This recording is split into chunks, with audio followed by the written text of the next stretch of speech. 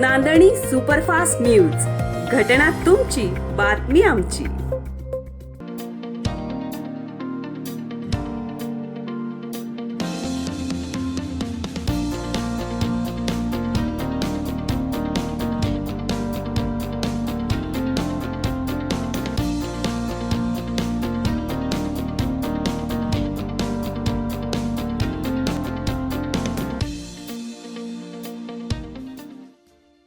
मुंबई उच्च न्यायालयाचा राज्यातील शेतकऱ्यांना मोठा दिलासा, एक रक्कमी FRP मिळण्याचा मार्ग सुकर.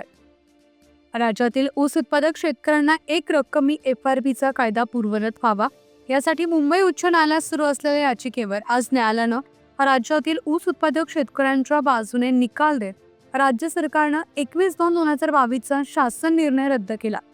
यामुळे राज्यातील ऊस उत्पादक शेतकऱ्यांना एक रक्कमी FRP मिळण्याचा मार्ग सुकर झाला असल्याची प्रतिक्रिया स्वाभिमानी शेतकरी संघटनेचे संस्थापक राजू शेट्टी यांनी दिली.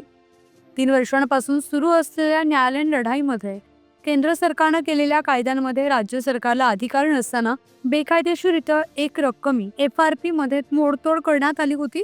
याचाच फायदा घेत राज्यातील साखर कारखानदार 10.25% FRP बेस पकडून 3 टप्प्यात FRP देत होते.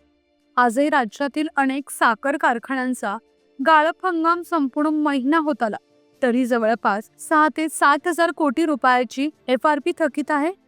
याबाबत बोलताना शेट्टी पुढे म्हणाले की राज्यातील सर्व पक्षातील कारखानदार यांनी मिळून केलेल्या षडयंत्रास उच्च न्यायालयात दाखल केलेल्या याचिकेमधून न्याय मिळवत आज कारखानदारांच्या चारी मुंड्या चीक करण्यात राज्यातील ऊस उत्पादक शेतकऱ्यांना यश आले आहे. वास्तविक पाहता महाविकास आघाडी सरकारनं हा केलेला कायदा रद्द करून महायुती सरकारने शेतकऱ्यांची बाजू घेणे आवश्यक होते, पण राज्याचे उपमुख्यमंत्री एकनाथ शिंदे वगळता कुणी शेतकऱ्यांची बाजू घेतली नाही.